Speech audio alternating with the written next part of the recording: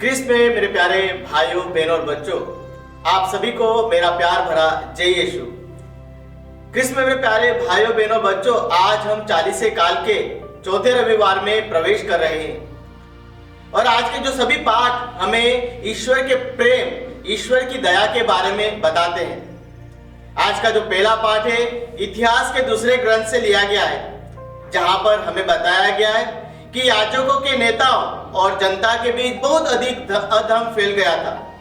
उसका कारण यह था कि वह गैर यहूदी राष्ट्र के जो घृणित कार्य है उनका अनुकरण कर रहे थे। इतना ही नहीं, उन्होंने प्रभु द्वारा प्रतिष्ठित मंदिर यरूशलेम को अपवित्र किया।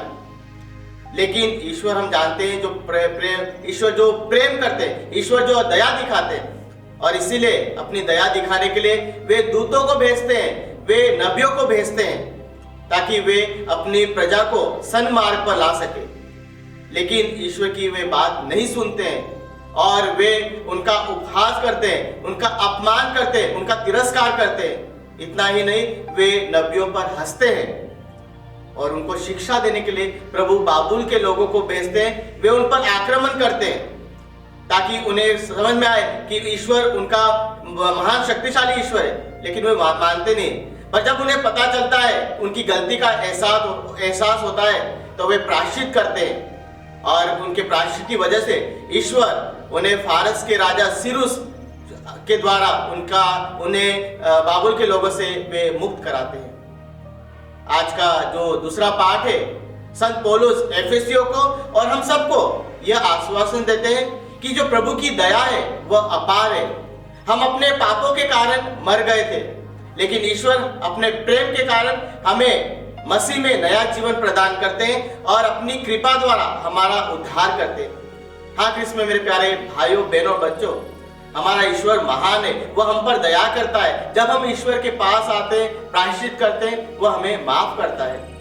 और आज का जो सुसमाचार है संत योहन के सुसमाचार से लिया गया है, जहां पर संत योहन हमसे कहते हैं कि जिस प्रकार मूसा ने मरुभूमि में सांप को ऊपर उठाया था, उसी प्रकार मानव पुत्र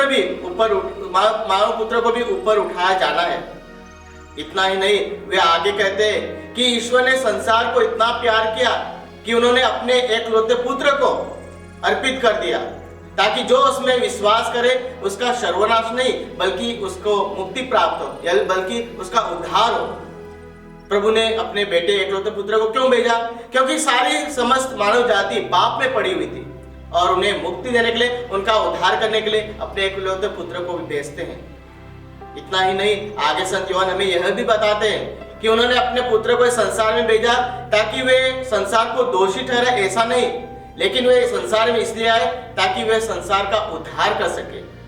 संत योहन हमें आगे यह भी बताते हैं कि जो बुराई करता है वह प्रकाश से दूर भागता है। उसका कारण यह है कि प्रकाश या उजाला उसका जो बुरे कार्य है उसका उजागर कर देगा और इसलिए लोग बुरे जो कार्य करते हैं वो भागते हैं। लेकिन जो सत्य के मार्ग पर चलता है वह प्रकाश की ओर आता है। क्यों? क्योंकि वह ईश्वर द्वारा उसे वह प्रेरणा प्राप्त होती है। हम अपने आप को पूछ सकते हैं कि क्या मैं बुराई करता हूं तो मैं क्या ईश्वर के पास आता हूं? क्या मैं जब पाप करता हूं तो मैं ईश्वर के पास आता हूं, प्रायश्चित करता हूं?